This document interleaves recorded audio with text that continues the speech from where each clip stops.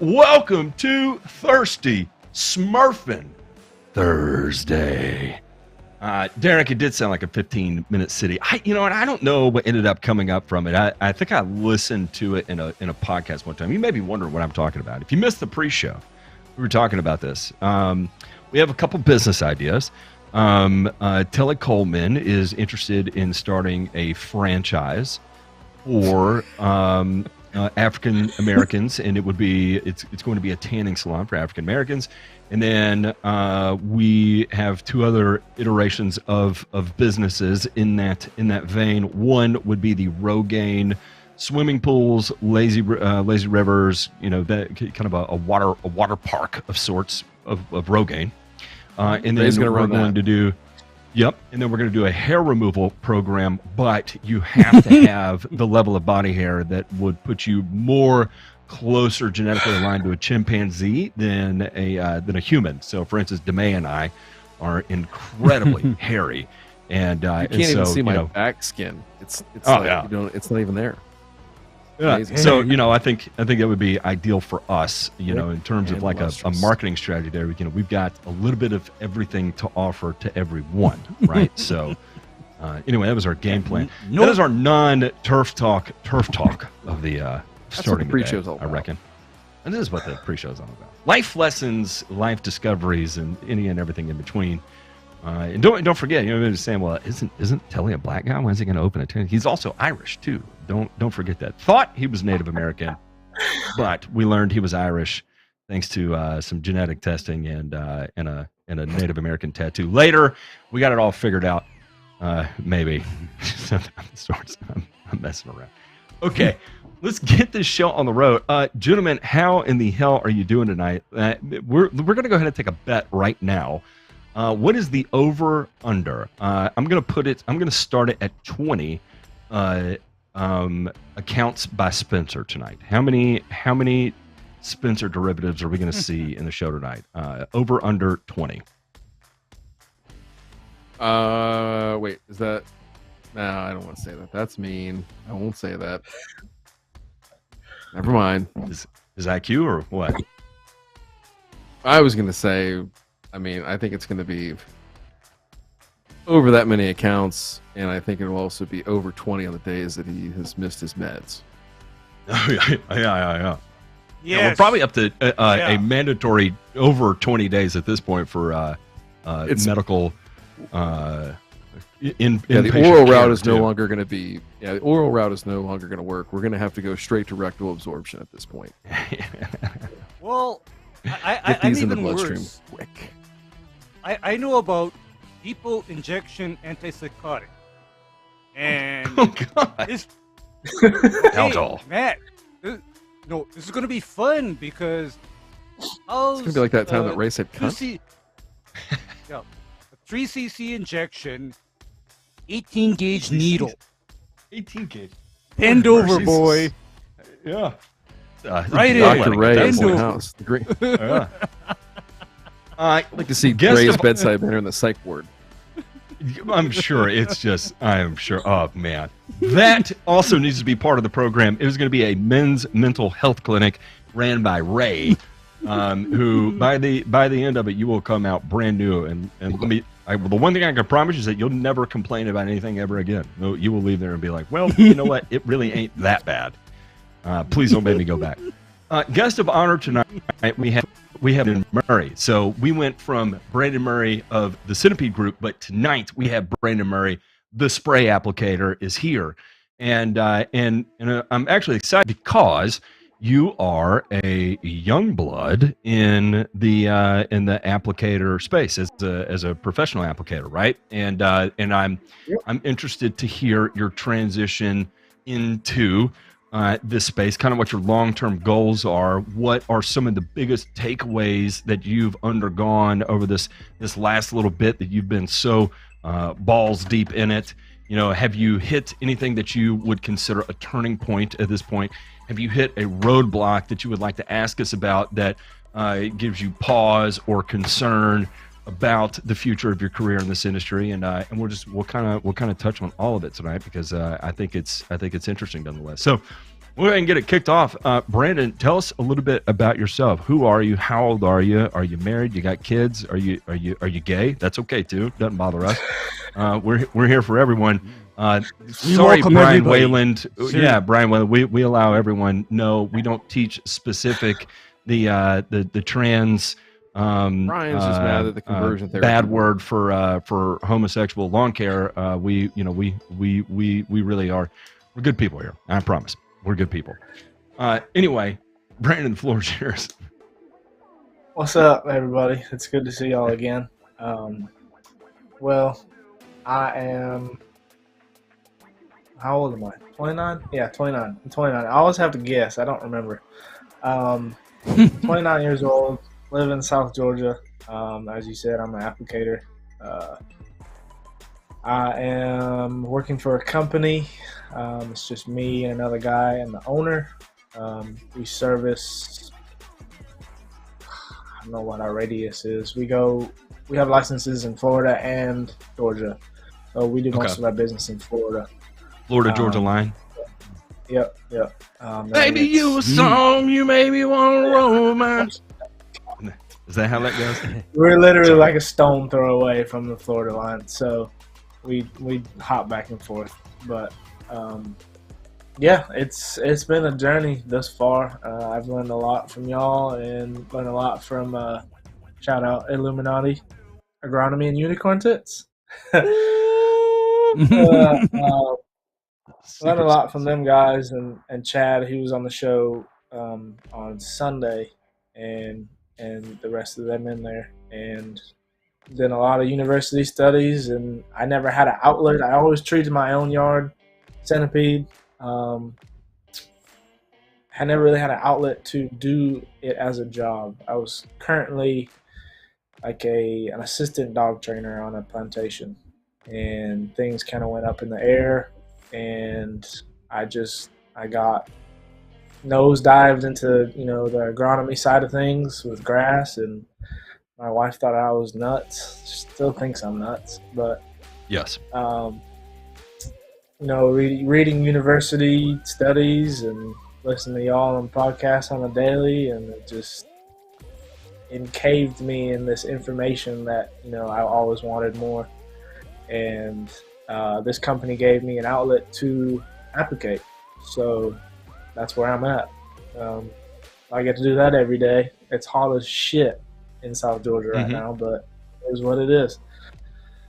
So, but I'm excited for this show. Excited to be on here again. So appreciate y'all. Yeah, man. So that's it's interesting to me. One is because I don't think people outside the South would like you talk about being a dog trainer on a plantation, right? And there's people hear that are not from the South, and their heads are probably like, the fuck did this guy just say? Yeah. Do what? Huh? What is going on in South Georgia right now? Explain a little bit of like what that actually is. So the word plantation, it triggers a lot of folks. It triggered me before I learned about the culture and what it was. It's just a hunting preserve. That's all it is. But now some places around here date back to hundreds of years ago. There's still land, there's still undeveloped land that's preserved. That is still kind of protected, if you will, to wild game, duck, deer, turkey, quail. So that's all protected, and people just, manage it for such. And essentially what the history of it around here was our town was the last stop on the railroad. And a lot of northern folks came down from the north and bought up all this land, and that's how you got the plantation deal. They kind of escaped the winter and all that stuff, and they started hunting wild quail. But it's just a community around here. It's hunting preserves. It's not anything racial or anything like that. But as everywhere else in this country, there is racists everywhere. So it's just one of those things. The word kind of triggers people, but Yeah, and it's and you really don't see it outside of South Georgia. I think when I was in Georgia, that was when I heard people just speaking freely about plantations, and I lived in Mhm. Mississippi and never heard that, right? But all of a sudden I moved Yeah, to Augusta, and then you heard it, and I was like, dude, what? And they're like, yeah, yeah, it's like it's an outdoors place. I'm like, what? Huh? Like a right. farm? And they're like, Yeah, no, it's like like hunting, fishing, all that cool shit. I was like, oh, yeah. okay, and then I had to Mhm. do the Google foo on it. I was like, what in the world goes on down there? It's way more Yeah, benign than it sounds. yeah, And I yeah. think you like when I was in Augusta, occasionally the old heads you would hear some of the more expansive horse farms, like in Aiken, South Carolina. Aiken, South Carolina is a huge horse community, right? Like big international scene where Saudi Mhm. princes have farms over there, and they call them plantations, right? And it's kind of it's a really interesting scene, right? Because one, there's a monumental amount of wealth that's typically involved with it, but two is this overwhelming sense of pride and land management, Mhm. and I think it goes a little bit further than what people would expect, right? It's not a political thing. It is legitimately like, how do we make this land as productive Land as management. possible for what you're trying to achieve, right? Like with horses, everything is conducive towards the health of the horse or the sport of the horse, or it varies based on property to property, right? Like, do they run on sand? Are they grass runners? Are they show horses or whatever? And everything's kind of dialed into it. But even the secondary plants that are planted on the property, and the grass cultivars in certain areas are designed. You're Mhm. going to have one for like mating areas, then another one for brood areas and Yeah, stuff. And it's interesting, and yeah, it's a whole nother yeah. level of Different scientific different approach to types of it. pine That trees and all that stuff. Yeah, yeah, yeah, and it was incredible actually to see that from that perspective of it, right? Because people automatically assume that, well, if there's that much wealth involved, of course it's going to be a lot of shady shit that's going on. And I don't know what goes Mhm. on Oh yeah, behind oh closed doors, but from purely a biological and scientific perspective, it is incredibly interesting. It's incredibly progressive, and yeah, there's yeah. a lot of applied science there that you get to work hands on with. Oh yeah. If you're interested in looking at, they say it's a nonprofit, but I'm not exactly sure. But there's a research facility called Tall Timbers. They have plant biologists, wildlife biologists, all this stuff, and they do extensive research all the way up to. I think they're trying to restore the bobwhite quail population all the way up in Maryland or somewhere on the East Coast. They do all sorts of fire research and all that stuff. It's good stuff, but Really, they really. I mean, yeah they got a that's bunch of interesting stuff. to me, and that's pertinent to me Yeah, because it is. you heard about what happened in Hawaii last week. Yeah, talk to us Right. about it, Ray. Many acres of brush and tall vegetation essentially ignited, most likely as a result of fallen power lines, and that sparked a fire that so far has killed over 100 people. It's tragic. I mean, No other way yeah, to I talk mean, about that other people, than it is just tragic. it is so tragic, and to my eyes, Matt, that is entirely preventable because, ever since sugarcane and pineapple and then seed corn and seed soybean pulled out of Hawaii,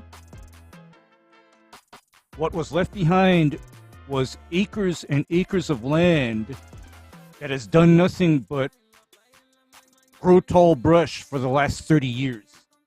Yeah, and actually, if you don't mind, Ray, go into more detail with that. So Hawaii, and I remember I had this conversation with you, right? And when I think Hawaii, I think pineapple farms, and you're like, no. Like, we're like, no, wait a second. Everybody talks about going to Hawaii and having a Hawaiian pineapple and it changing your life. And you're like, no. That's been gone. Talk about the end of agriculture in Hawaii. Okay, starting in the 1990s, sugarcane went away and pineapple went away as well. And I come to find out here's how and why all of that left. Thanks to some administrative rules regarding a Clean Air Act here in Hawaii, the sugar and pineapple growers could no longer do field burns to manage their land or to harvest. Because, for example, everybody knows that prior to harvesting sugarcane, a common practice is to let it dry down and then burn off the dry leaves. And then once the dry leaves are burned off, you can come in and harvest the cane. And by burning the dry leaves off, you make it so that the cane may be very efficiently harvested. And likewise for a pineapple field, fire is a very important tool because fire consumes all of the old debris and vegetation in the pineapple field. And when you consume all of that old vegetation, you are reducing reservoirs for pests, diseases, weeds, and nematodes. And so this change in the law comes along, and of course the pineapple and sugarcane growers move to places more friendly to their operation. And then finally, several years later, the corn seed and soybean seed researchers and producers thought they could utilize this land left behind, but what changed that was a massive outcry against the pesticides that they were using in their work. So as a result, the last I heard is that a lot of these seed producers, they ended up moving to South America. And as far as pineapple goes, chances are the pineapple you eat was probably grown in either Brazil or Florida. How's that? How's that for nuts?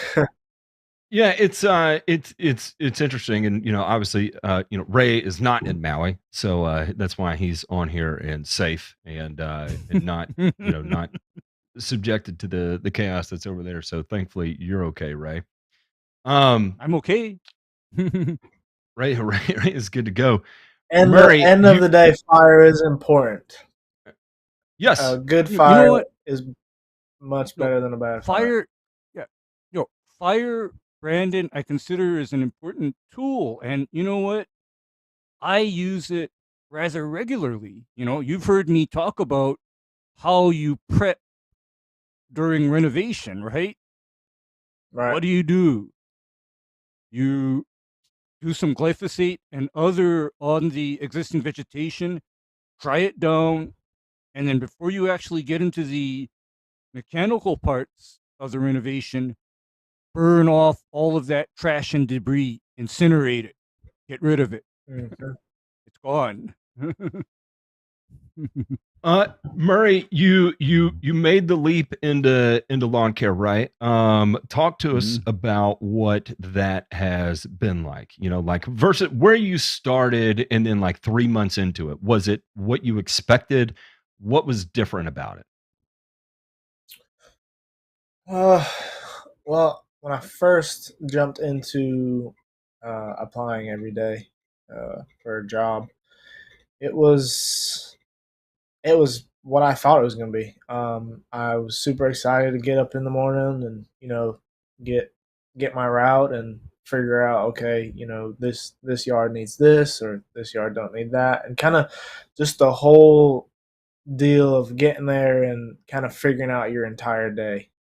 We don't use a skid. We don't pull hoses. We use steel greens fortunately. So planning out the day kind of helped, what yard needed what, and so on and so forth. But the entire transition, going from playing in the woods to still being outside, and that was kind of what I wanted.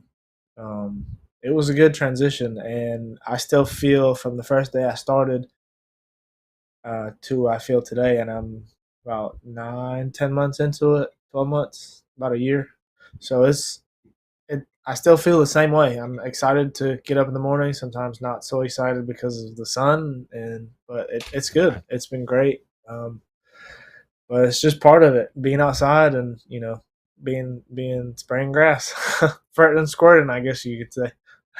What was the part that you feel like you were least prepared for? And I'll throw a softball at you. How did you feel about the customer interaction? I've always been okay with interacting with people, so Mhm. I haven't had too many folks come out and be like, what the hell are you doing?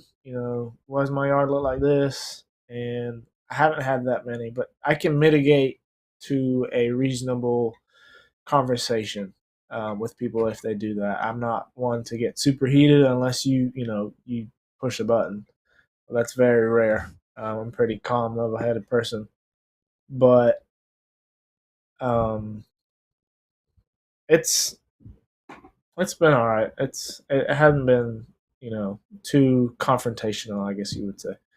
So I wonder if it's because it's so damn hot where you are. Like nobody wants to come outside. it might Period. be. I'm like, It might be. I mean, I've had the odd.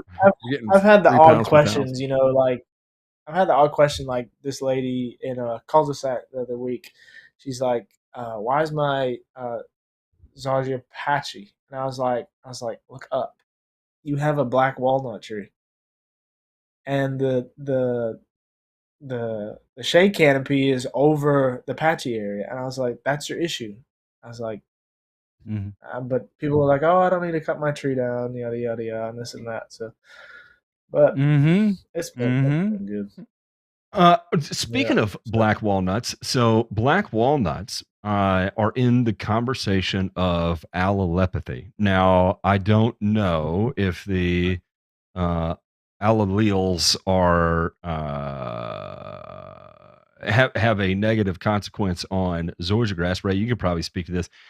Is juglone the primary Yeah, I think that's what it allelopathic is. compound in black walnut, and how much of a role, how much of an impact does that have on zoysia grass? Are you familiar?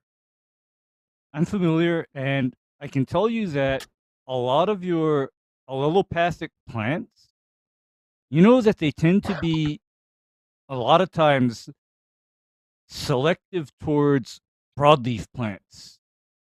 In other words, they are less harmful to grasses than they are to broadleaf plants. So I would think that, as Brandon pointed out, hey lady, tilt your neck up and look. And Brandon, I actually do the same thing with my clientele, in that when I get a question about issues with their grass, I often tell them, please look up. If you cannot see unobstructed blue sky, that is like the main reason why your grass doesn't look good in this area. And if it don't look good, you got one of two choices. Either this area gets re-landscaped, or alterations to the tree's canopy are done at a minimum. At maximum, as my one non-wokey dokey arborist friend says, it is time for the single basil cut. Pretty with a stump grinder. Yeah. Well, my guy says, yeah, the biggest ass steel chainsaw you can get your hands on, and then the grinder. Correct. The old 72-inch bar is about to Oh, make yeah. a little bit of noise for the next 32 minutes. We're gonna flush cut this bad boy. Yup. Get the ropes, hook it to the back of the truck, and we're gonna put a little tension on it. You got a pulley in there somewhere. We got to counterbalance this. What Yep. grass types do you primarily maintain down there? You just talked about Zorge, and we know you've got some centipede. What else do you see? The usual Bermuda kind of intermixed with everything. Mhm. I surprisingly I don't have a yard that's just strictly Bermuda.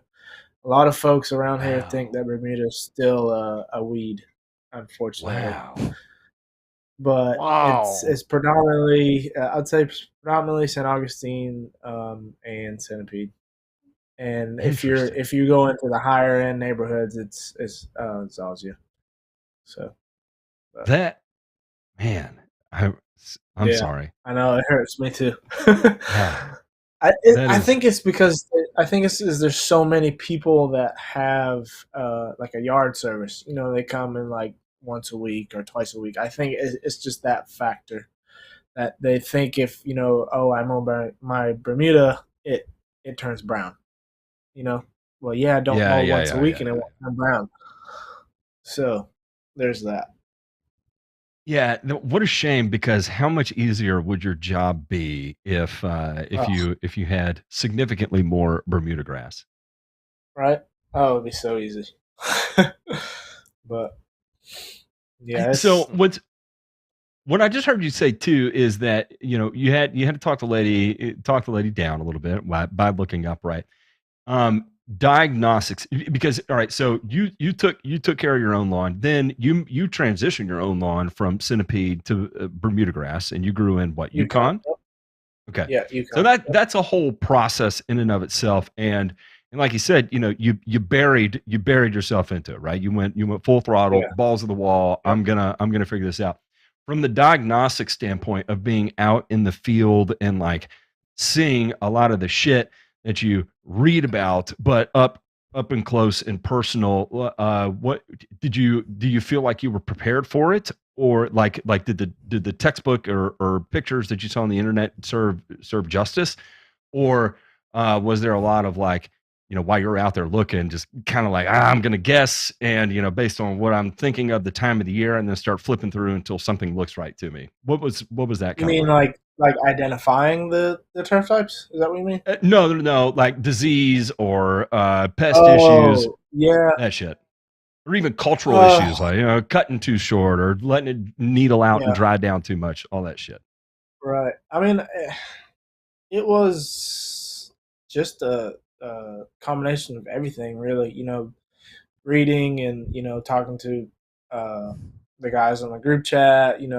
Being a part of the Facebook group. Listening to y'all, reading white papers and all that stuff. It's just a combination of everything. And of course, hands on experience is like no other.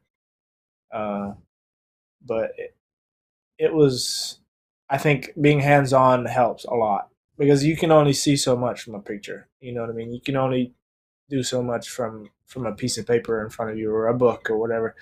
Without that hands on experience, you really don't know. Like like identifying leaf spot and dollar spot. It's still hard. You know what I mean? You still can't be like, oh, that's dollar spot. Um, but you kind of get to where okay, it's been raining for a whole week straight. You know what I mean? And it's hot or something like that, and you kind of the cultural norms are okay. That's identifiable to large patch or dollar spot or leaf spot or something. And Mm-hmm. I still Mm-hmm. struggle with the insect side of it. Because I still haven't seen a lot of the insects, like chinch bugs, for instance. Some yards have a reputation for chinch bugs, and Chad in the group, said um, it's been super hot here, super dry in certain areas. That's telltale sign of chinch bug activity. So it's just kind of referring back to certain people, and I asked Ray a lot of questions, and I've spoken to you, Matt, as well to kind of reference certain things. But having y'all as an outlet and other people of other applicators as outlets helps a lot too. So And speaking of chinch bugs, that one is always tough for me too, right? Because it's you hit the dry period, right? And then it makes sense that you're going to see drought stress lawns that are going to start to cook out and turn brown, right?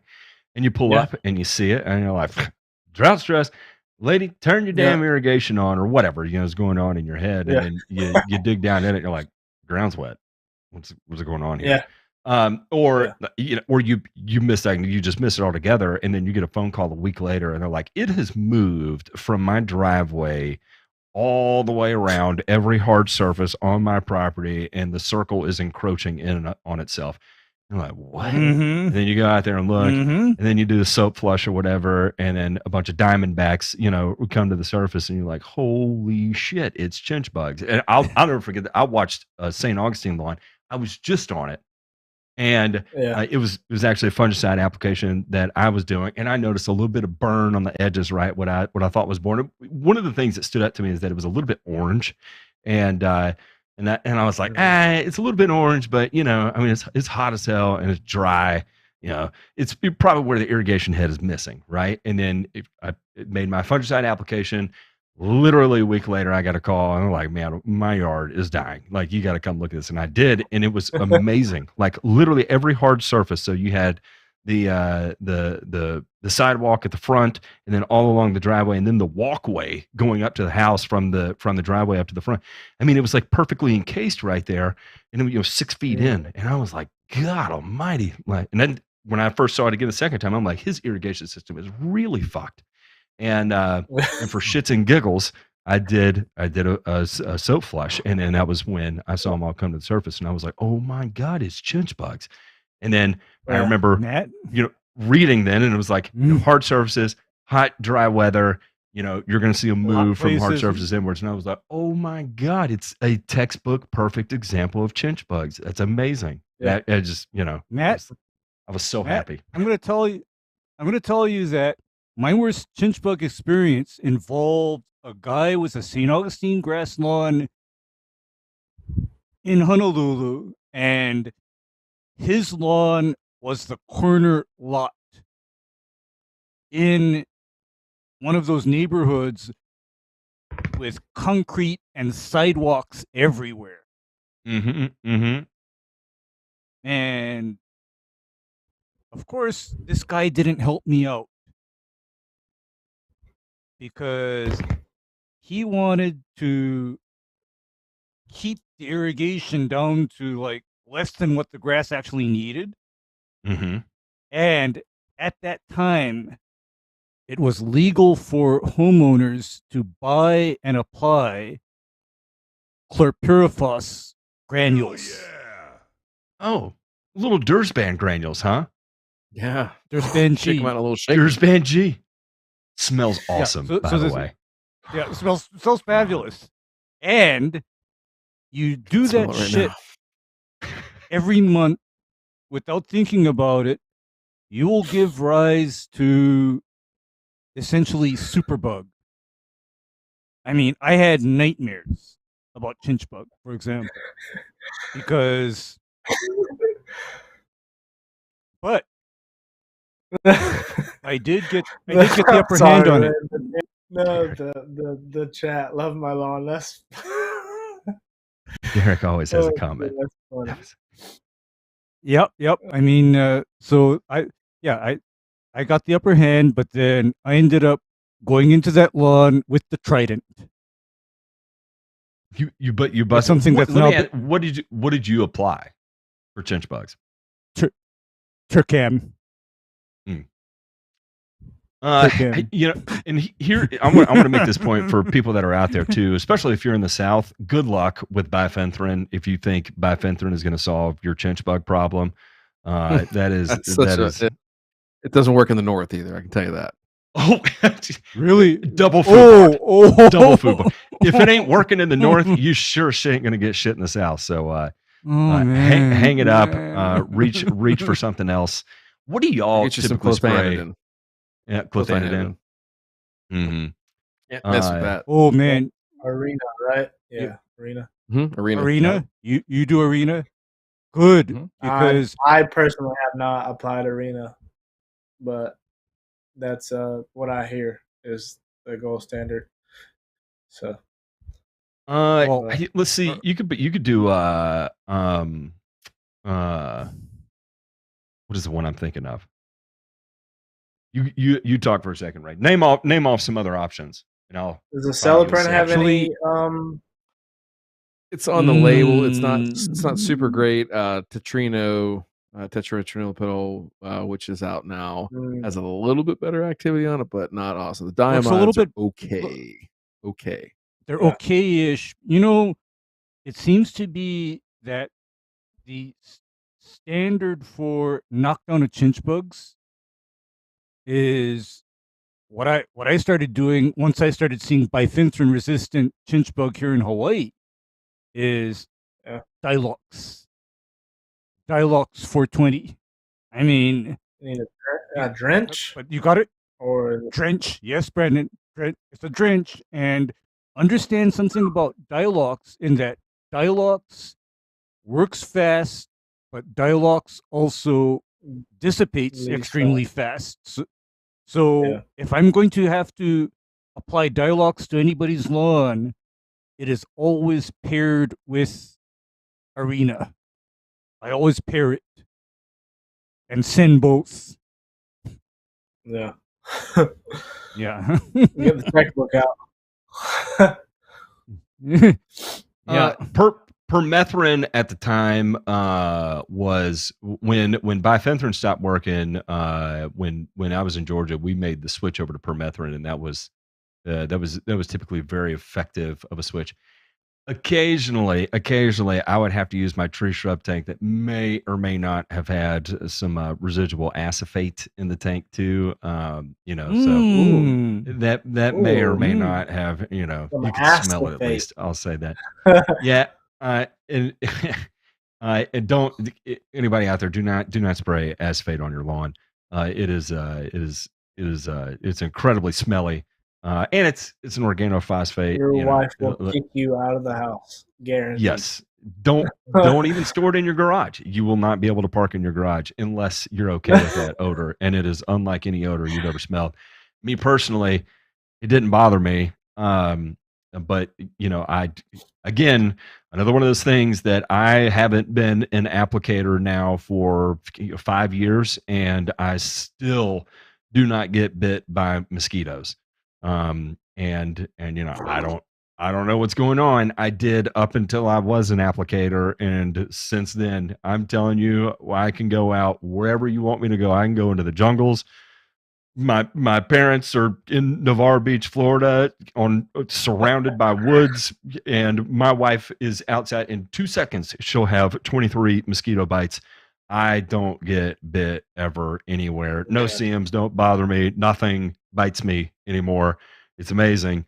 And was it the years I spent spraying acephate? Is the years spraying, hexagon miticide? I don't know. I mean, it was a lot of stuff. Dursban that I used to apply, and it's probably not a good thing. I'm just It's in your saying. blood. So yeah, stay away from the organophosphates if you can help it. Ray, we cannot hear you.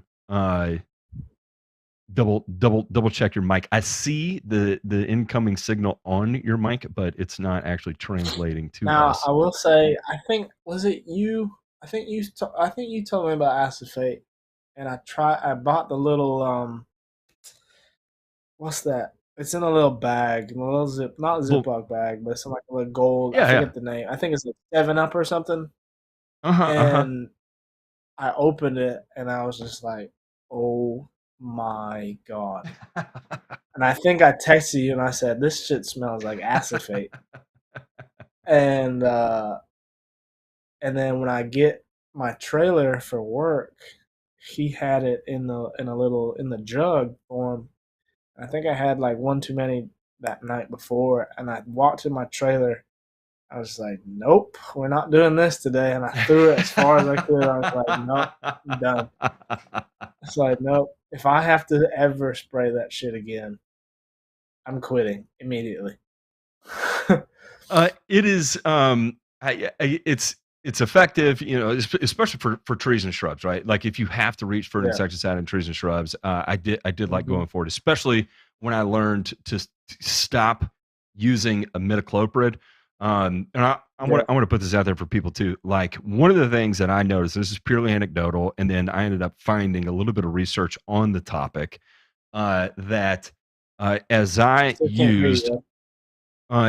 more imidacloprid, I ran into more and more spider mite problems. And then I ended up finding a correlative paper on that. I talked to Ray about it. Ray kind of co-signed my bullshit on that. And I stopped using um, imidacloprid altogether unless it would be like,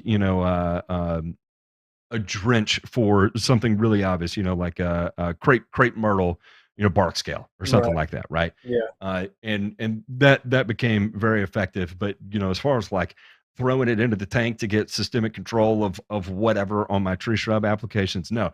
In fact, what I realized is that after I pulled imidacloprid out, and then again, this is anecdotal, just my experience, I realized that I hardly ever needed to make an insecticide application to tree shrubs. Period. Occasionally, you come across, you've got some dunce cap scale or something on some Indian hawthorns. I got to spray, right? Okay, quick cleanup. A little bit of permethrin, a little bit of orthene, and boom, gone, done. Probably not going to have to spray anything on it again for the next year, maybe 2 years, maybe even 3 years, maybe never again. And it's funny, the performance of my trees and shrubs not spraying insecticides and fungicides on them year round just Mm. was infinitely better, right? Like, so to make the switch from, normally my tank mix would be Tall Star, Orthene, Merit, and Banner, right? When I first, started in it, and then, Right. switching out Tall Star for permethrin, or rotating a Balaton in for Banner, or add an Eagle to the mix on top of it, or then having to throw Hexagon on it in it for the miticide issues that you're running into because all the damn Merit you're spraying. And it's like, man, this is insane what I'm having to do all the time. And then Yeah. pulling literally all that out and just replacing it with soluble triple 20 and making that application 6 times a year versus 4 times a year of Tossed Orthene, Merit, and Banner, or and just feeding it once in the spring and once in the fall. But now I'm doing a soluble triple 20, 6 applications a year. It was the night and day difference, like how my trees and shrubs responded. And it kind of changed my philosophy on like approaching turf grass as well too, right? And that was, I'll say this, is that actual experience was one of those things that like got me into the wormhole of trying to figure out like how could you convert to the perfect organic program that you never had to use fertilizer, and you never had to use fungicide ever again, and you could have perfect grass if you just use the appropriate organic matter, right? So it kind of sent me into a dangerous wormhole. You're back on, Ray, by the way. We can hear you now. It sent me Okay, into a nice. dangerous wormhole that ended up, effing me for many years, like chasing that dragon, right? But it was part of that progression of learning, right? And I had to learn the hard way that just doesn't exist. But again, the amount of money I ended up spending on like ICT Organics, Sumagrow. What was some of the other weird shit we saw on Lawn Site at the time, Ray? Oh man, Nutrients A lot of Plus organic- Claris. A lot of organics. Luckily, I had already burned out of everything before Organics came around. Like by the time Organics came around, I was like, no, y'all are all suckers. what was that? Mhm. Oh man, there was something else besides Sumagrow that I don't think of it. Anyway, Yeah, I remember ICT Organics and Sumagrow. I don't think I bought the other one. But I know there was another one, Ryan. But those two I definitely bought into.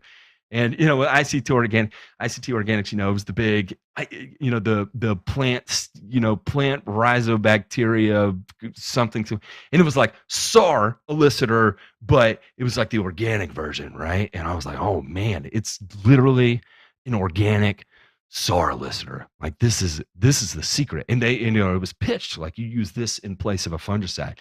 And man, you're so excited. You get out there and you make the applications, and I mean, just brown patches eating everything. And you're like, oh, it ain't the first application that's going to get, it's the second one. The second one is going to get it. I'm going to get out here. I'm going to hit it again. And it's like, no. And then you email the reps like, hey man, like, it's not really looking all that good. And they're like, no, it's got to build up in the soil, man. So you got to keep making those applications. Like, oh yeah, that makes perfect sense.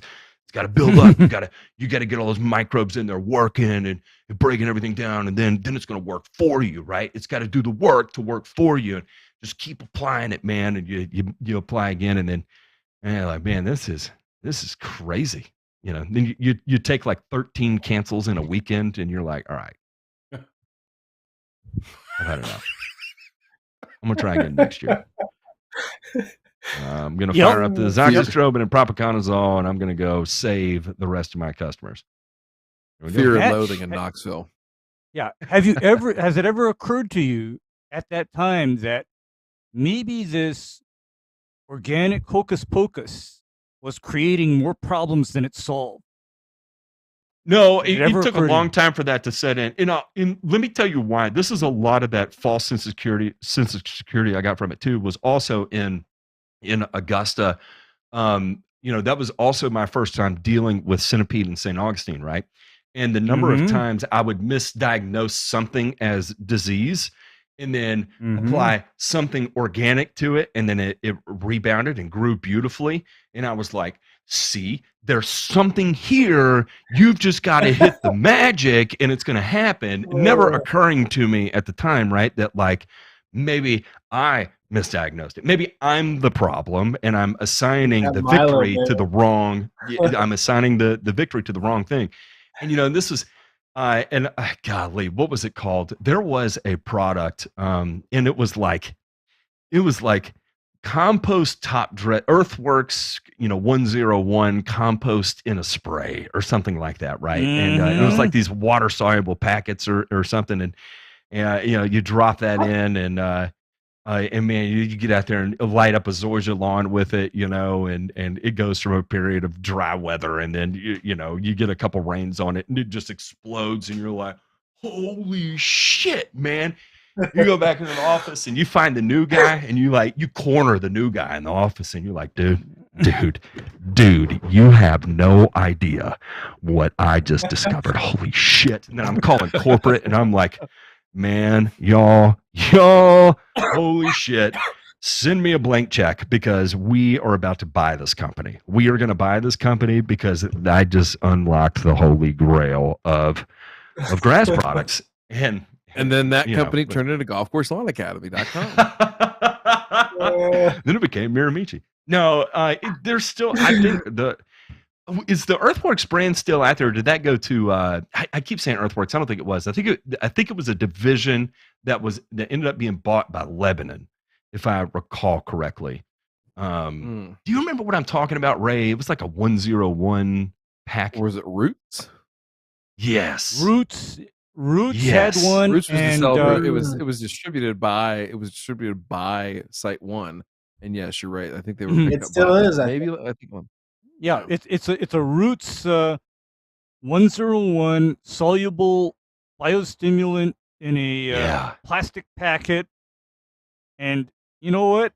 I tried it once or twice, and I was disappointed because that packet of whatever, for what it costed, did less for the situation than pH adjustment and NPK.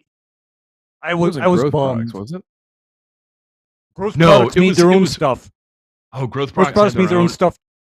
Had their own stuff, and I tried that too. Seriously, I tried that too, and again, I was disappointed. Because that growth products. That growth product stuff, that stuff was like this little packet that costed about, I think it was $20 or $30, and you were supposed to dissolve that in water and apply that to, I think the max rate was something like a half acre or something like that, but it's like, still, it didn't do as much as fertilizer and lime. Oh man, the Roots iron, 8% iron, 0.58, on And again, this is coming out of monumental winter kill too, right? And I remember like zoysia lawns that were struggling to green up and going and spraying them with that. They just pop, and oh man, I can't even begin to tell you. Like that did more harm to my already inflated ego than maybe anything in my entire career. Like that was the false sense of that took my Dunning-Kruger effect and it put it on an F-18 fighter pilot in a complete vertical trajectory. There was no more hockey stick trajectory. It was like straight up full afterburners. Like, man, we were going from 0 to 30,000 feet in a vertical direction right now.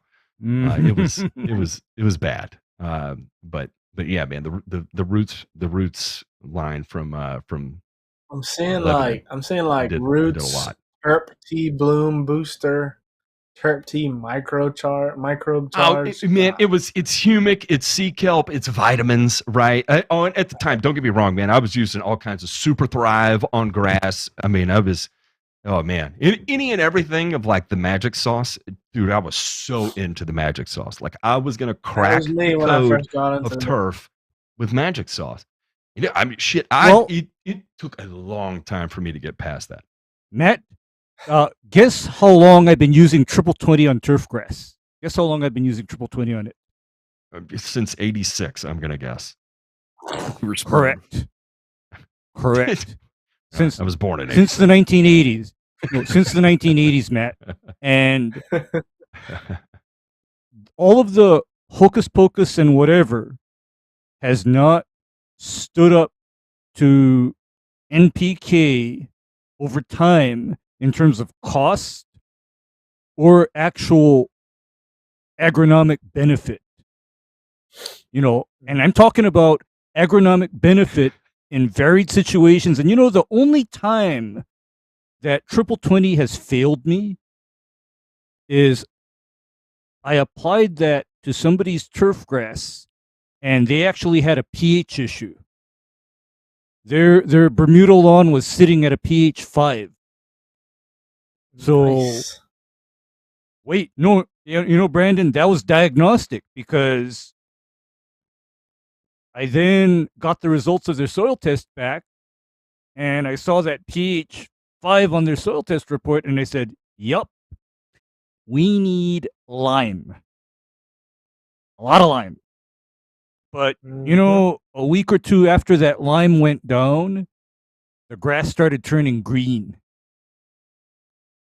Of course, that lime was actually 5 pounds per 1,000 square foot of hydrated lime. Kids, don't try this at home. Yeah. I was going to say a little different than busting out the old ag lime. That's probably what my issue is now too. I mean, I have green, but it's not technically Bermuda green what I would think it is, but I could be wrong. I don't know. Baba, I know my pH is fairly on the low side, but we're working on it. Yeah, it's now this, Brandon, I would say that I actually do trust you to play around in this space. And this is a warning of warnings right here for anybody that's listening to this. What you do not need to do is apply hydrated lime. Do not do it. Do not think it's a good idea. Don't play around with this. This is something that I would only trust people to do that will go to the. If you haven't picked up on this through the midst of this conversation, do you hear how even keel and calm Brandon is, especially versus like myself? There's a reason why I don't handle hydrated lime. Everything I do is so extra. Like the way I even move around, like the back of my truck, I don't need to handle hydrated lime.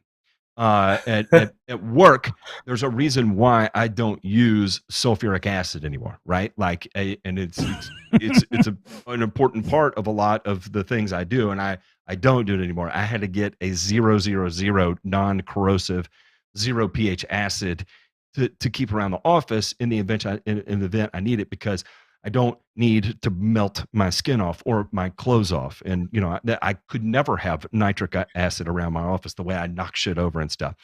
I've got some really high concentrated 85% phosphoric acid that I have knocked over multiple times and eaten huge holes in concrete on accident. And that's while trying to get it cleaned up. And then to clean that up is an absolute disaster, right? Like you're not going to you got to be careful. If you go grab some oil dry and throw it on it, you better make sure that it's the right one. It doesn't have certain ingredients in it, because all of a sudden that'll start to react, and that becomes a nightmare in and of itself.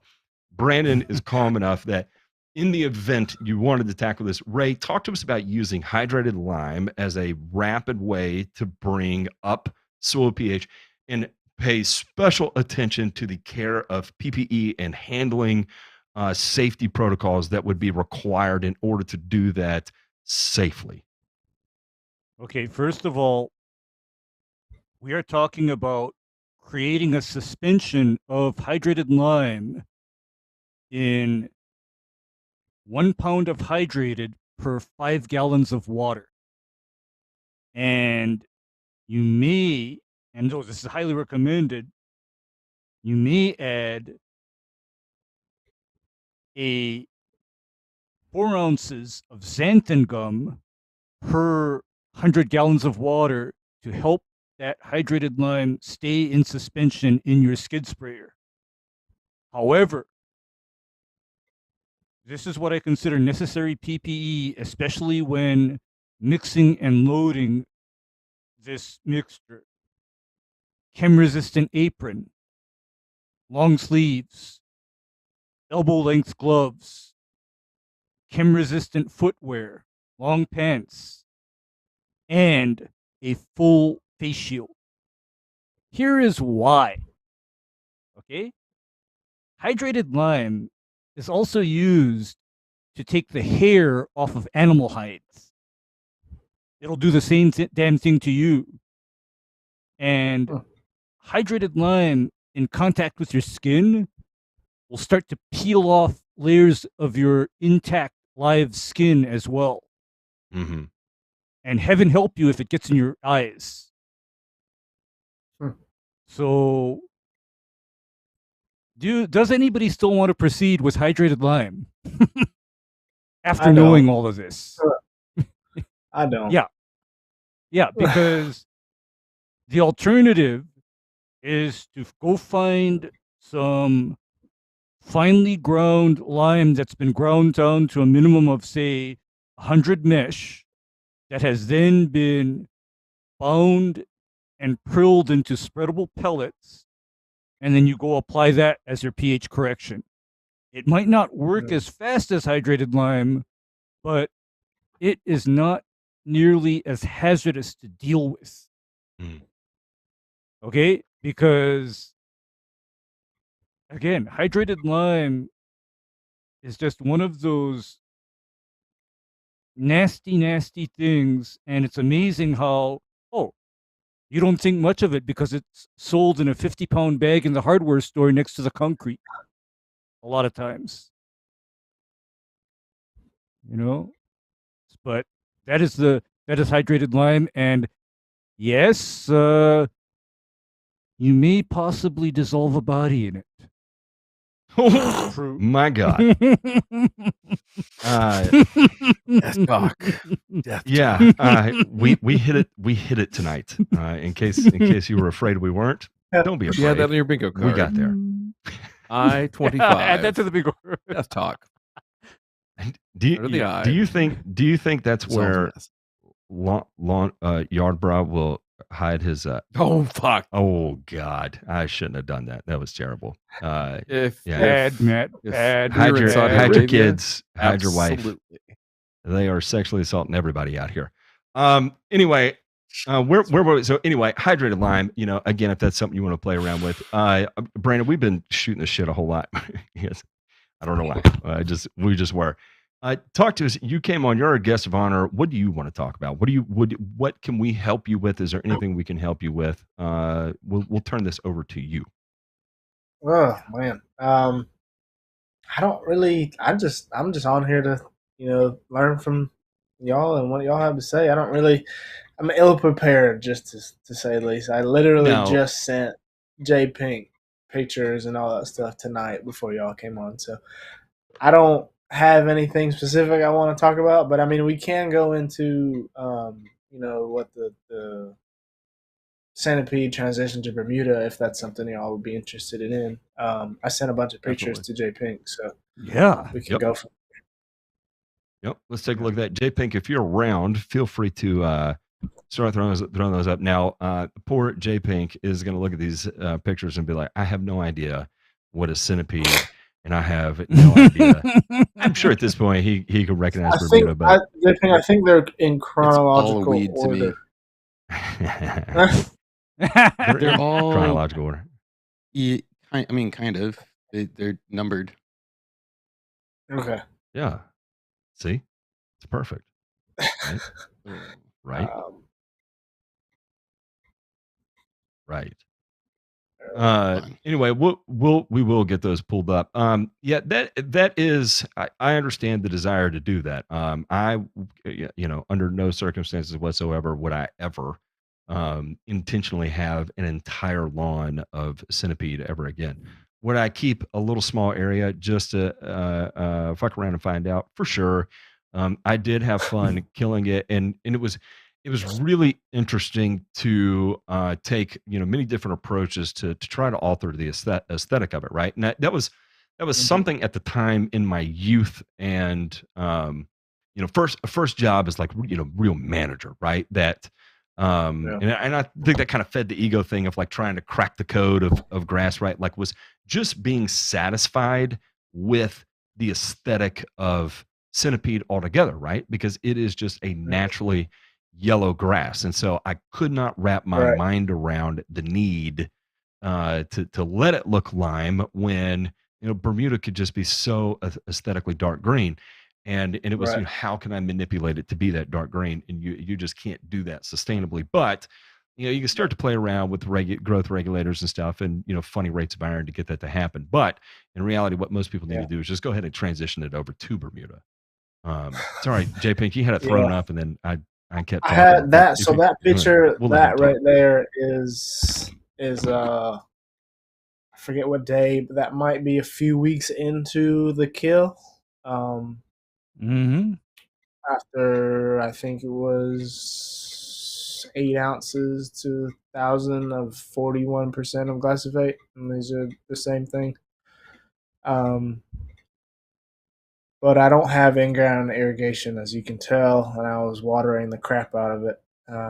And then referencing with Ray, kind of, not amending, I would say, but bumping up the lime and pH situation, because that was what better time to do it than just dead grass During Reno.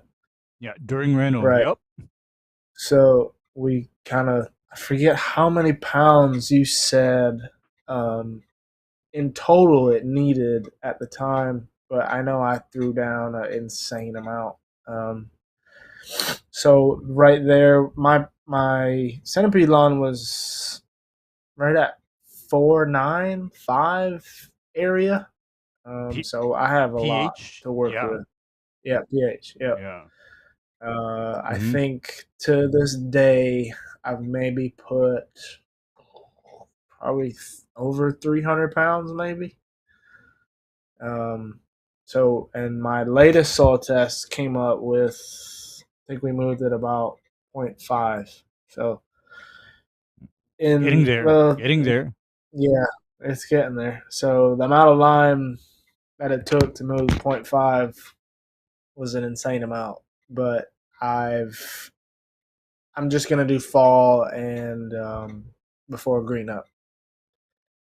But in my climate, we don't really, go fully dormant. So that's kind of up to me whenever I decide to do. And here's the thing to keep in mind, Brandon, is that if you have a lot of rain in fall and winter, that is the ideal time for you to time your lime applications. And the reason why I say that is because the repeated fall and winter rains really help get that into the soil, right? Right. Because we are not talking about a little bit of lime, because I remember in talking with you about this earlier, previously, I told you expect to apply up to 100 to 150 pounds of lime per 1,000 square foot. Yeah. That's how much lime you're looking at. So 300 pounds over the entire yard area does not seem outrageous to me at all. It doesn't seem ridiculous or crazy. Yeah. Yeah. Yeah. And then Yeah. JP, you can throw up the ones with there's a few with sand on them too. That's what the Centipede looked like before. The sand, and then there's the one with me calling it. They might come up. It's not a very good. But anyway, yeah, this picture right here was feeding, and we clearly didn't do a very good job of it. We used a drop spreader, a Lesco drop spreader, and it's really hard to see where you went unless you get down on your hands and knees. And I kind of ran out of seed, and in between that, dialing in the drop spreader, it was a time. Let me just say that it was a rough one. So I think I seeded this.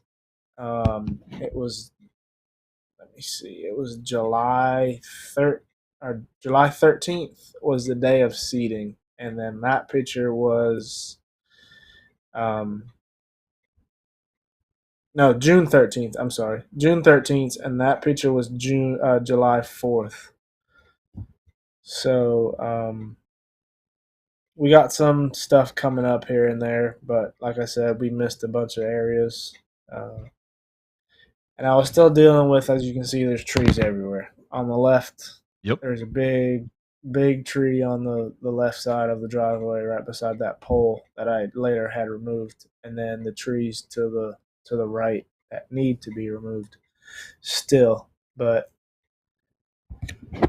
we're getting there.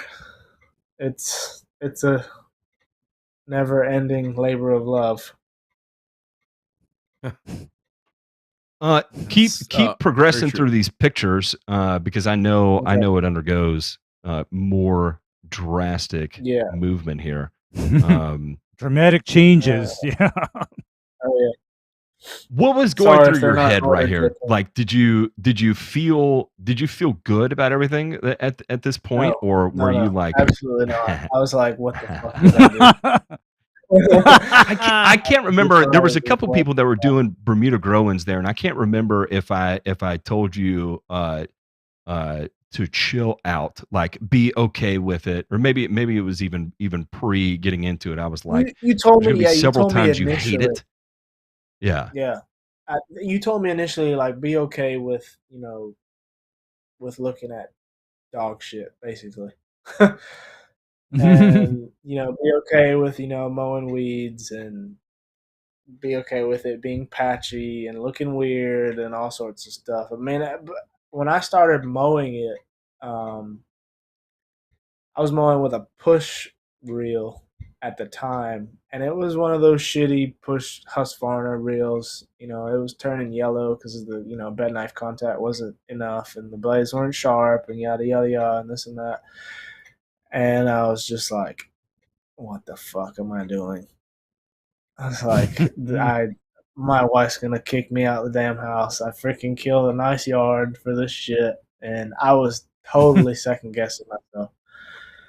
But to preface that, we had extensive conversations with Telly, and he remembers this. I was like, dude, what the hell is this? I was like, this does not look like Bermuda.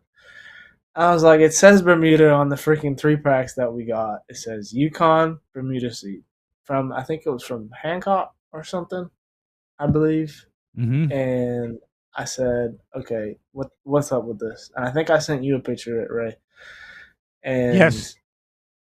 And I was like, this does not look like Bermuda. And then he was like, yeah, that's not Bermuda. That's goose crap. he was like, "You have goosegrass." I was like, "No, the hell I don't." And Ray was like, Oh, "Yeah, dude, that doesn't look like Bermuda either." So I was in the shitter. I was just like, "Oh my god!" I was like, "What the heck did I do?"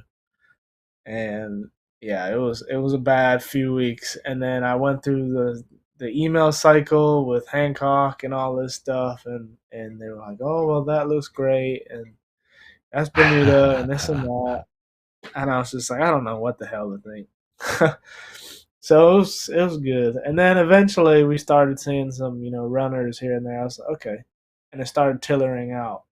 And I was just like, huh, that's some weird looking Bermuda. I haven't had much experience with Bermuda, but damn, that was weird. And he gave me a freaking heart attack. So it came full circle, I guess you could say.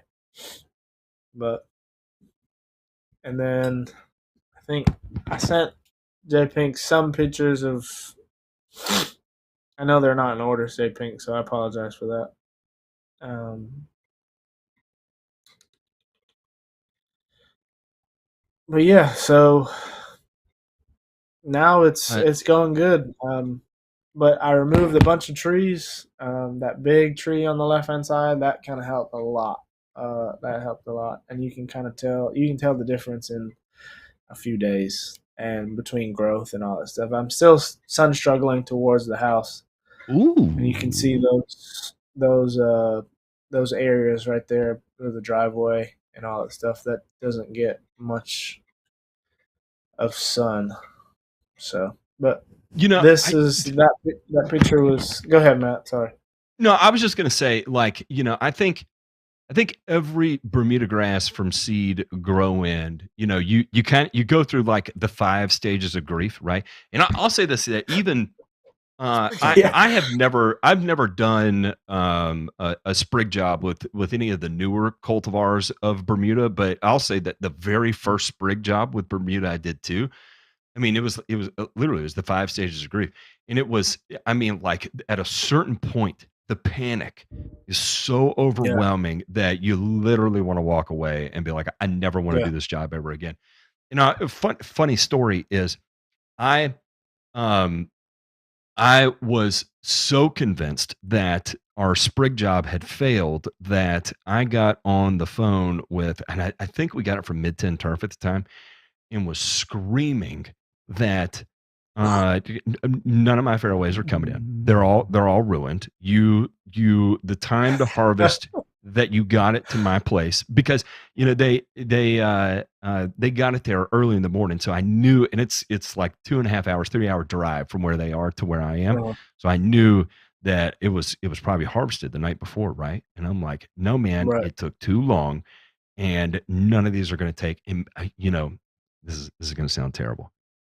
They ended up refunding like 30-40% of the sprigs, and not even a fucking week later, that shit was growing so fast that Oh my gosh, I man. mean, like, I can't even describe how horrible I felt. I mean, it was just, and the investor of the golf course at the time too, like, he knew I was wigging out about it, because I'm on the phone with him, because I'm like, man, I'm going to lose my contract. This is it. This is my first job in the turf space, and man, I'm just ruined. And so I'm all in his ear about how foobarred we are, and anyway, it came in. He's like, man, what ended up happening? I was like, I don't know, man. I think Huh. I don't know. Yeah. I didn't have the balls to tell him that. No, I'm an impatient idiot, is what it is. But That was me too. I was very Bermuda impatient. growings are hard. It's Yeah. difficult because you have to get that level of development for it to start to run and operate and function Yeah. like Bermuda Yeah. grass, right? And that you see the grass and you're like, I don't understand. If I can see it, why isn't it acting like that? But it has to Yeah. go through that Yeah. level of Mhm. maturity to then start Yeah. acting like it, right? There was That takes many a long times time. I was like, this bitch ain't growing. What the hell? It's just growing up. It's not growing out. And I'm just like, And yeah.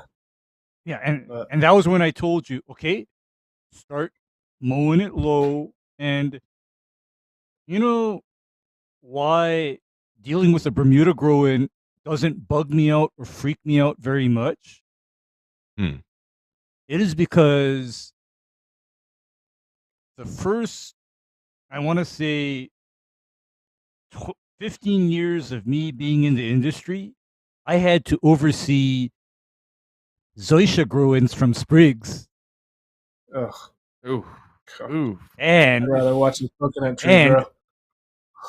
okay, and the common types of zoysia used were either mat, earmuffs, emerald zoysia, or El Toro zoysia. Emerald, I don't get so out of shape about. You know, as long as you're in an area where it doesn't get super cold, or, but again, from new establishment, like man, you know, emerald that's been down 3 years versus emerald that's been there for 30 years. You know, like it's two totally different grasses, in my opinion, in my Mhm. experience. Yep. So Yep, yeah, yep. new I mean- emerald zoysia, yeah, I'd be wigging out about. No, I'm talking about emerald zoysia growing in from sprigs, Matt. Yeah, yeah. It's I mean, its you know, first 6 months there.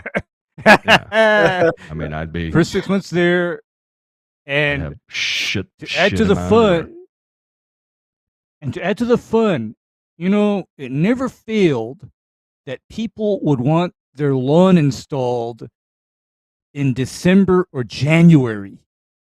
Never fucking failed. And at the same time, I'm also, you know, clenching my ass over an El Toro zoysia sprig install that went down in January. And here's what would typically happen. The yard would look like a dirt yard January, February, March, April. And then finally in May, you'd see the sprigs green up and start growing in May and June. And then by August, that person would have their lawn. Huh. But yeah, so dealing with Bermuda, though, is basically almost a vacation for me by comparison. It's a vacation. So yeah, I mean that's why I think I had the the calmness to just tell you, okay, just mow it low, and if you see anything foreign come up in that Bermuda seeding, I told you 30 days after it's been, up and out of the ground, start spraying. Mm-hmm. I mean, I'm a big Yep. believer in early weed control after seeding or sprigging of warm season grasses. People, please don't let the weeds get away from you. Please don't. All right. I don't today. I don't panic so much about it anymore. I would say the first couple ones I did, like I would get real wigged out about it. And it took a little bit of like, spraying it and watching how it reacted before like I felt comfortable. And I'll say this is that most of the time on growings now, I will usually let the weeds go a little longer than I probably should, depending on the type of weed and the spread, right? Like if I'm growing in 5,000 square foot area and I see 1,000 goose grass plants coming in, I'm not waiting. Like it's rock and roll time. We're gonna take care of this immediately because that can become a legitimate nightmare, right? But for instance, if it's a couple patches of crabgrass here and there, chances are I'm not going to wig out about it. If it's a few broadleaf weeds, a couple plantains come up or something during the grow in, I'm not going to get too excited about it, especially in like cool season grass, already hidden by everything else that's coming in anyway. I don't get too excited. But again, like you say though, goosegrass starts coming in. It's like, oh, I don't know. I'm probably going to be firing up the Pylex. I meant to ask you this the other day, Brandon. Have you used any of the new herbicide? Is it called Recognition, Ray? Is that? Yes, Yeah. Recognition. Yeah. from No, I Syngenta. have not. I have not. Chad actually, that was on here on Sunday. He's mixed it Hmm. with Fusillade, and he ran a few test patches with it. I don't think he was entirely impressed, but it's What's something. interesting is that I just saw Tennessee Breeden and I'm drawing a blank. What's his nuts? Um, used to be Jim LA Ray. Brosnan. Brosnan, yes. Huh? Yeah, Jim Brosnan and Brosnan. Breeden Yeah. had sprayed recognition and Fusillade, I believe, on zoysia grass, and said that was the best goosegrass control they had ever seen. Huh. I don't know Oh, the I saw that rates. tweet. Yeah, I saw it on Yeah, Twitter, and I was like, "Oh, okay. interesting." Here's the thing. Here's the thing about established goosegrass in a zoysia turf mat. For many years, once that goosegrass got past a certain stage where revolver won't kill it, I've always reached for Fusillade to kill out goosegrass and zoysia. I've always done it where once it gets past a certain stage, I proceed with the tolerated rate of Fusillade on zoysia, and I just go after it. But with recognition, that's an option. Of course, do you know how y'all prevent goosegrass from even becoming an issue? What how would you recommend it? Let's just say that. Okay, best thing for goosegrass is don't let it germinate in the first place. Have a solid pre-emergent program, there. And so, because I'm in a region where I don't typically see a lot of crabgrass, but I may be visited by the likes of goosegrass and many other noxious and extremely invasive grassy weeds that are peculiar to tropical areas. Mhm. And it is the best defense against those weeds is a good pre-emergent program. Yeah. Prodiamine is your friend. Spectacle is your friend. Even dimension can be your friend too in some cases. But yeah, I mean, knowing that a good pre-program is a good idea. And by the way, how was your weeds this year in your Bermuda? Very minimal. Mm, I started on a pre-program pretty early throughout the nice. fall. I didn't Mhm. put any like super root pruners like indaziflam or anything like that. I didn't go crazy. Right. I think Yeah, right. I think my first application of pre-emergent was simazine and prodiamine in Good the man. fall, Good, I believe. good man.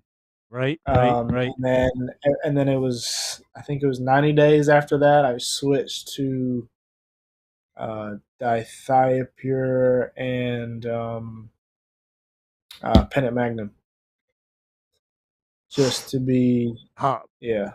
bring in the So heat. that was Bring in the heat. yeah, that was it was just kind of yeah, it was just kind of like a precaution kind of thing. And then I think Mhm. I talked to you about sulfentrazone kind of when it was still cooler, and you said you wouldn't be afraid to run it at 5 to 6 ounces per acre. Says I needed to smoke Mhm. some sedges, and that's exactly what I did. So, but Nice. Nice. in terms of weed pressures, I really didn't have many. Grassy weeds aren't really a big issue in my yard, especially um, throughout the centipede transition because I did an insane pre-program with the centipede also, and I mean, it was what was it? It was tenacity, simazine, or atrazine at reduced rates, obviously, and then Mhm. dimension and prodiamine rotated back, every 60 days, 60 to 70 days. I mean, I would feel bad for any weed that came up. So Mm. Yeah, because But as you know, tenacity plus atrazine or simazine is basically right, certain death for most grassy weeds, including goosegrass. right, Because yeah, exactly. tenacity plus simazine is what we use nowadays on goosegrass that has escaped past the point that revolver will kill it in Bermuda. Tenacity Right, plus simazine will kill that. So yeah, yeah, you have pretty good prep yeah. there. Yeah, so yeah, like I said, weed pressures haven't really been an issue. I'm just kind of focusing on, light and water. That was the two main things that I'm focusing on this season, and I actually started I'm on my fourth round of PGR, and it's been great. My first two have been my first two were Trinexin pack at my initial app before vacation was zero point 0.5 per thousand. The second app was zero point 0.5 per thousand. Third app was zero point 0.3 of a new and a Trinexin pack. So that's what we're rocking right now. Nice.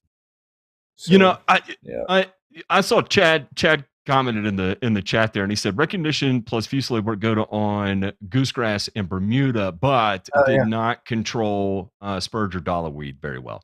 And I was just gonna highlight here that again, zoysia grass. I don't know, Ray. You tell me this. What I like specifically about the pile driver application, and I'll give my warm season rate of a quarter ounce per acre of Pilex, 4 to 6 ounces per acre of sulfentrazone, and a pound of quinclorac, right?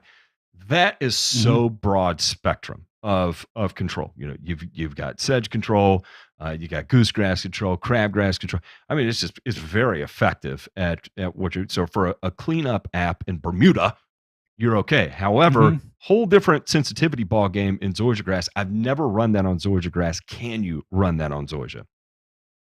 Please don't, unless you want to fry and remove the zoysia eventually. Please don't, because Pylex is one of those things that I keep in my back pocket when zoysia contaminates another turf grass. I break out the Pylex or the tenacity for that. But in answering the question, if somebody were to have mixed grassy weeds and spurge coming up in a zoysia lawn and they already have recognition in their toolbox, Matt, at the right times of the year, I would not feel bad about throwing in 16 to 32 ounces per acre of triclopyr. Because here's the thing about zoysia. Zoysia is super tolerant of triclopyr.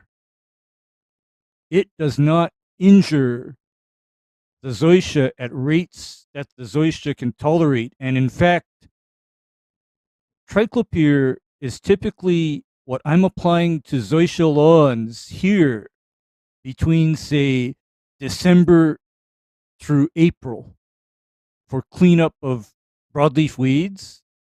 And my typical there is, believe it or not, monument plus triclopyr. mm-hmm. And just apply that, maybe apply some MSM if my spurge is particularly, vigorous. But foundational broadleaf weed control for zoysia actually can and should be triclopyr over all of the other broadleaf herbicides.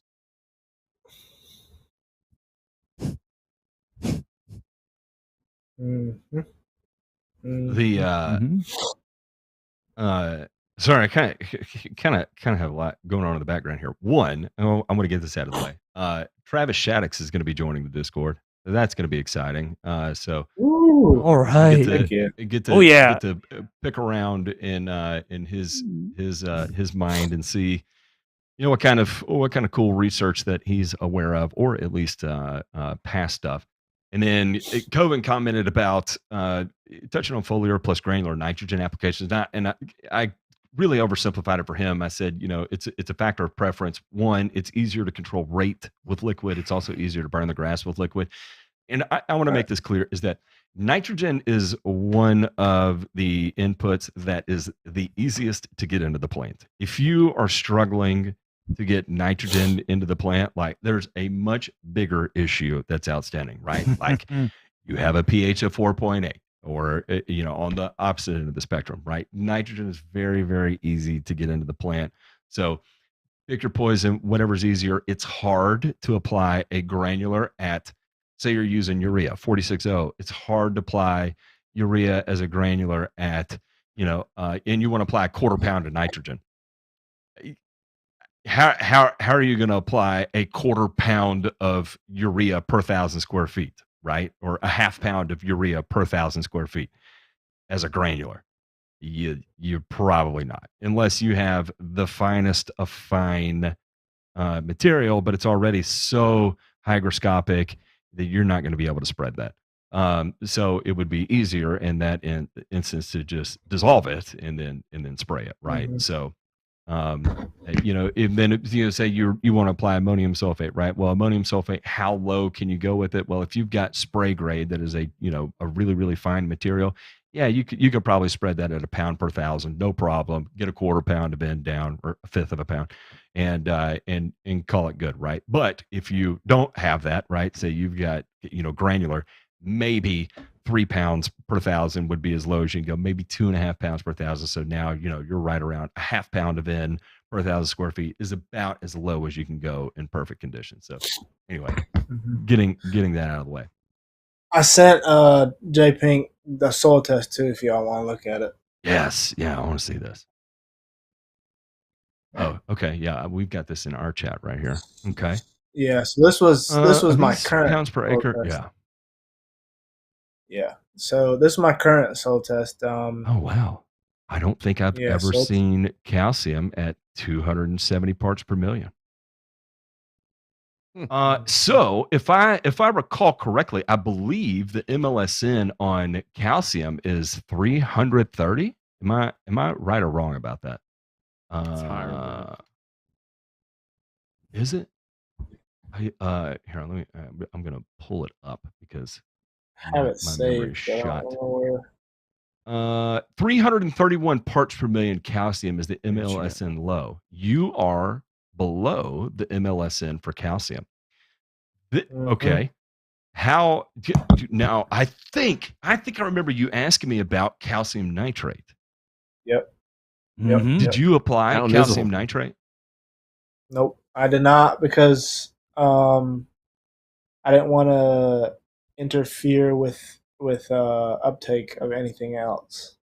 I think that's what we concurred about as well. Yeah. What were I you remember applying exactly phosphorus what at the we time or said. something?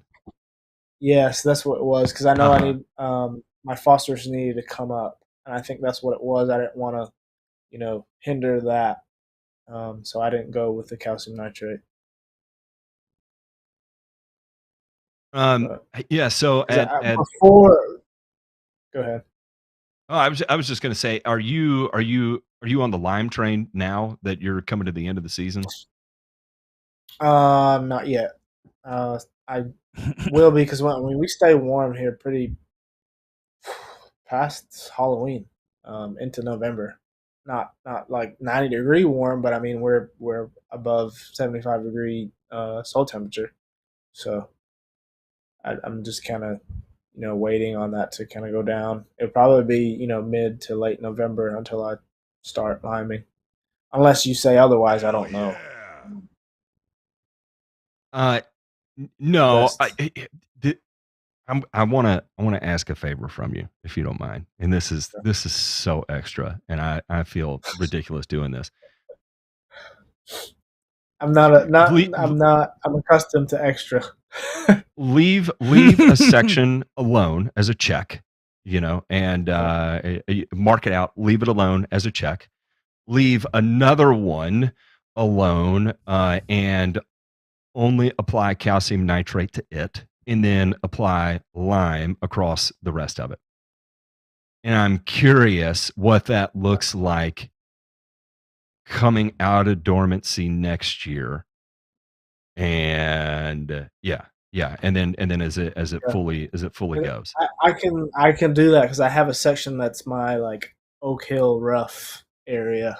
That's um kind of like in the not shaded area, but it gets lack of sun, so it's at like 2 inches maybe, but it looks good for 2 inches. And I mow it with a rotary mower. It's just like whatever. It's in the corner. We don't see it very often. It's like the redheaded stepchild. This is whatever. Whatever. Okay. Jason Gonzalez says he will loan you 20,000 parts per million of calcium because he's like over 24,000 parts per million.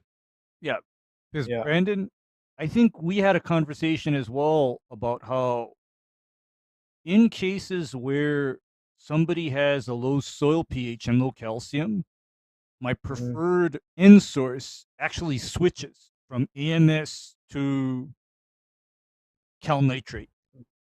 Yeah. That becomes my preferred end source. And in fact, here's the thing about the calcium nitrate interfering with phosphorus. That is especially true if one attempts to, say, tank mix, say, a phosphorus-bearing fertilizer with that calcium nitrate. Don't do it because you're going to create a brick in your spray tank. It's going to turn into it's going to turn into a chunk of basically phosphate rock right in your spray tank. However, what you can do is alternate applications of phosphorus-bearing fertilizers with the cal nitrate throughout the season. You can do that. And believe it or not, if you do that, that is going to drive up your calcium levels way faster than the lime ever will, because cal nitrate is completely soluble. Right. This is literally the first time I've ever seen calcium levels below MLSN on a soil test, and that's what kind of has my wee standing up over it. I've never seen it that low. So it's interesting that, in this particular instance, it would actually be a recommended part of your applications. You got to think, for however many years I've been doing this on the internet, people, the overwhelming majority of the time, people are freaking out. Like Jason Gonzalez, he pulls a soil test and he's got 24,000 parts per million of calcium. And I it's, when I first saw it too, I mean, I was like, what in the world is going on in Texas? Like that's psychotic. Everything is broken in Texas. Everything's perfect in Texas. Come to find out, just kidding. But anyway, the here we have it on the opposite end of the spectrum. It's South Georgia, Gardner, guy. South Georgia. South Georgia. Yeah, South Georgia. Gardner Gap, probably not too terribly far. Well, it is kind of far from you. I will say that Tallahassee seems to have a calcareous soil and phosphoric soil as well. So they don't. I know they have like a phosphorus blackout or something weird, or I don't know, but they can't apply phosphorus in big amounts. I don't think. I'm not exactly sure, but I know the soil tests I've read from there, they have a lot of phosphorus and decent amount of calcium. So, but for some reason, my soil. Go ahead, Ray. Okay, let me tell you something about the Florida soil testing methodology. They don't use Olsen to determine phosphorus. They don't. Yeah. And it is entirely political.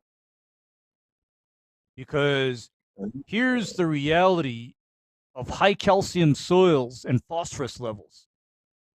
That high calcium level means that whatever phosphorus reading or level you get out of that Melic 3 extraction procedure is less phosphorus than what is available to the plants in that soil in actuality. And there's actually a discount of at least 40% of the reading. Like, for example, say you get back your soil test results and it's extracted as a malic 3 and you have high calcium and pH over 7 in that soil. Say it comes back saying 100 parts per million of phosphorus. In real life, your actual phosphorus level may be as low as 40 to 50 parts per million in that same soil when tested via the Olsen method. So, yeah, I don't get too bugged out. And the reason why I don't get bugged out is because I know damn well that phosphorus is not available to the plants until that pH gets corrected. Playing a little, I'm curious because I don't know the answer to this, but you roll up on a property, you're at 272 parts per million of calcium. You have Centipede. Should you be concerned of raising your soil cal levels to 331? Like, or is I cannot find any published data regarding the nutrient removal rate of Centipede. And of course, there's no testing on the rules of minimum of centipede grass either, right? So we know MLSN was surveyed across a variety of turf types. I do not remember seeing centipede anywhere in that survey. So the idea that you can it applies to this is an unknown, right? Theoretically, I mean, not even theoretically. This is an unknown. So, do you operate under the guise that you should raise it to 331, or it's fucking Centipede. It doesn't want anything on it. Just leave it alone. However, yeah, here's what I've known. As far as Centipede goes, here's what it wants: no sodium, no chlorides, low phosphorus. That is its like baseline requirements that that apparently, from what I've observed over the years, that is non-negotiable. What is a little more negotiable, believe it or not, is pH. Because I've seen Centipede perform acceptably on slightly higher pH soils, provided the conditions on the sodium and phosphorus are met. Because apparently the sodium and the phosphorus and the chlorides are the three deal breakers on Centipede. That's the deal breakers right there. Hey, this is what's ridiculous is that I'm trying to find, like just a tissue test of centipede grass, right? To like, and try and cross reference it, what you'd find another. Yeah, I can't find it. Like, I found the effects of centipede grass extract on hair growth via promotion of antigen inductive activity, but like, damn it, man, come on, you won't find shit. No, you won't find anything. It makes it even more difficult. Yeah, in the group, we base a lot of stuff off of MLSN, and we don't say, okay, you need this, you need that. You know what I mean? Visual test is also chasing numbers, right? Too. Yeah, right. Yeah, and I mean that's the bottom line. That's how does it look, right? How does it look? Exactly. So. But I mean, if someone comes in and be like, "Oh, well, I have a 7.5 pH and I have 20,000 parts per million of calcium and same amount for magnesium or something silly," then yeah, the grass. We're obviously know the grass is gonna look like shit. So, but it's just visual test is important also. So, but so I sent J Pink the last pictures of what my Bermuda looks like, and that's kind of where we're at right now. That was a couple nights ago. I had some bronzing from the new app, and that's, as you can tell, good old shade. So I mean, it's But that's still. what I we're mean, come on, that looks great. It looks That looks good. great. That It's looks obvious where good. you have your shade line. yeah, It's Mhm. balling. yeah. But So that's when are you it. going to That's reno it all to it is. Georgia? Oh, never. Oh God.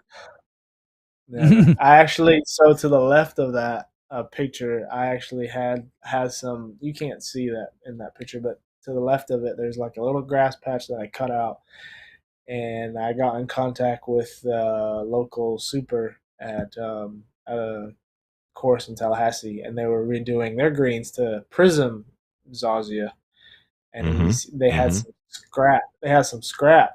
And I was like, "What are you doing with this?" And he's like, "Nothing really. We're just gonna throw it away." I was like, "Oh, can I have some?" He's like, "Yeah, take however much you want." I was like, I loaded the truck up and threw it down, rolled it, and that was it. So I have like a Prism Zazia Ultra Dwarf T box.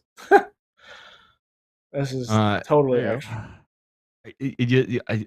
All right, look, I'm a sucker for um, the old Meyer Z52. I've never kept a secret about it. Of all the grasses in the world, for whatever reason, that is the one that I just love more than anything. And I'll never forget the first time I played golf on it too. I was like, this is unbelievable. Like there is no such thing as a bad lie on a nice Georgia course, right? Seashore Paspalum. I hadn't played the Zazia course, but I have played Seashore Paspalum in Cancun, Same and way, it was unreal. really. It was. You can spin around in a circle, throw your ball, and you would have the perfect lie. Literally, it was I've never insane. played on Of Seashore course. Paspalum. In Memphis or in North Mississippi, we had a course called Cherokee Valley that redid theirs in Z52, Yeah. and I'll never forget the first round I played on that. I was like, this is the game changer. Like Yep. it's impossible to beat this. It's perfect. Literally, the course is perfect. Greens were shit, but at the time, but who cared? Because like, man, you could just yoke it wherever you were on the course. You know. Well, oh, driver off the fairway? Don't mind if I do. Whop! All right, we are coming up to end the show. Any last words, Brandon? Any questions for us? Anything you want to say? Do you want to kick one of our asses? No, I do Do not. you I'm do you want to appreciative of call us a all of you. lesbian or anything weird? We're here for it. No, I just want to tell you all thank you for having me on. It's been fun. Now I think I might go buy calcium nitrate. So thanks a lot. You're welcome. We'll see when I pull up We're tomorrow. enablers. Yeah, I Yeah. was gonna say if I had some, I'd send it to you, but I do not have any calcium nitrate on hand. Oh, you're good. So yeah, you're But foobarred I there. appreciate you guys having me. It's been fun. I'll probably watch this episode over to get some information out of it. Didn't have time to type some stuff in my notes. That's what I normally do on days in the mornings. I always listen to the podcast and type out notes in my phone. Yeah, Jeez, I got a whole list. Gee, But- man. that's amazing. It was great having you on, Brandon. Come back again. Go through something catastrophic that makes you want to rethink your career, and we'll either talk you off the cliff, but it may be like literally running and jumping off of it. So don't worry, we've been there too. We can commiserate with you just as much as we can have a good time with you. So anytime you want, by all means. I enjoyed the shit out of this. Love your accent. Good to have another Southern boy on here with a kick-ass South Georgia accent. So. Go much dogs! appreciated. Go dogs! This son of a bitch right here. This son of a bitch right here. Football season's coming hey, up soon, I need to so come I'm to sure New- we'll be shit talking the holy hell out of each other. Do what? There we go. Yeah, I'll come to Neyland this year. Oh, okay. I have a thing with crowds that I probably will not go into Neyland, but I will. Bet if you do come up to Knoxville this year, please God, do not wait 1 second to call me, and we will for sure go to jail together, and it'll be great because I'll be wearing Tennessee, you'll be wearing Georgia shit. Everybody thinks we got to fight with one another, and then we'll be arms around each other, singing each other's fight songs by the end of the night. So it'll be great. All right, thanks, Brandon. Everybody have a good night. We'll catch you on the flip We'll side. see y'all later. Bye. Good night, y'all.